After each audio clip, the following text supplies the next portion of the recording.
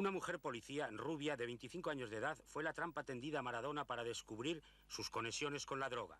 La detención del famoso futbolista en un apartamento de Buenos Aires no fue casual. La atractiva inspectora conocía los lugares que frecuentaba Maradona y siguió sus pasos. Cuando se produjo la detención, había terminado un flechazo en el que ingenuamente cayó Maradona. Todo ello según un amplio informe que acaba de publicar la revista El Gráfico de Buenos Aires.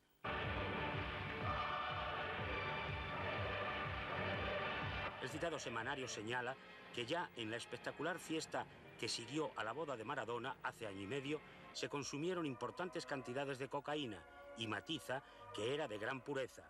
Esto ha sido negado por el representante del jugador Mario Franchi, quien por otro lado, y por si había alguna duda, revela lo siguiente. Y a la vez sí me dijo que él ocasionalmente, en los últimos meses, estaba tomando cocaína, ¿no? Pues si lo dice su representante, nada que añadir, como no sea una nota que acaba de llegar, según la cual Maradona y su familia han iniciado un tratamiento psicológico para superar el difícil momento.